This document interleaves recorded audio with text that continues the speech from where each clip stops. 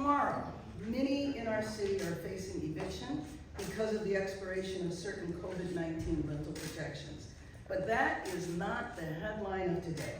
The headline is that for the first time, the city is taking a coordinated, proactive approach to assisting Angelenos to stay inside.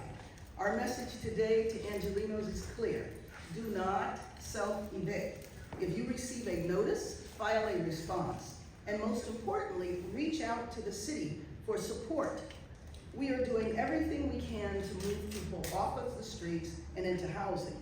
But we know that we will only be able to solve our city homelessness crisis if we work to prevent people from falling into homelessness in the first place.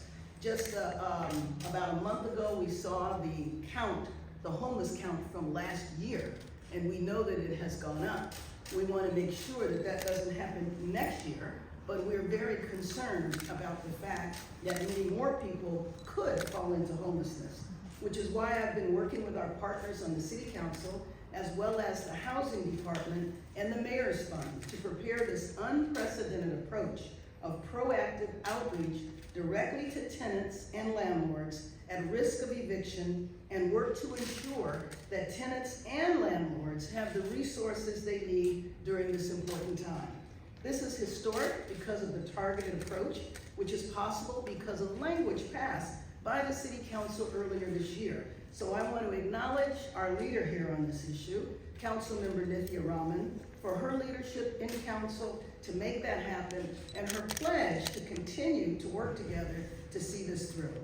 Ann Sewell, who is not here with us today, but Anna Ortega is, but I want to acknowledge our General Manager of the Housing Department for working with us to ensure that resources and services are available for those who need them.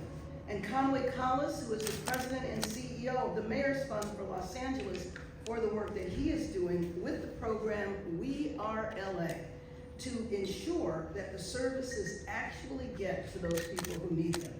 I also want to acknowledge the courts for being open and receptive to the idea of helping get resources to those in need in a way that hasn't been done before, and I know that the council member will have more to say about that. With the August 1st deadline coming tomorrow, we are working around the clock to ensure that LA tenants know their rights and that resources are available to help in this difficult time.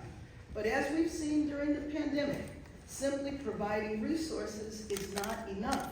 We have to make sure Angelenos actually know that the resources are available and get the resources. So earlier this year, the city launched a public information campaign that targeted Angelenos in high-risk zip codes. Ads were in multiple languages. They ran on the radio, in community papers, and even on food trucks. Of course, we also ran ads on social media platforms.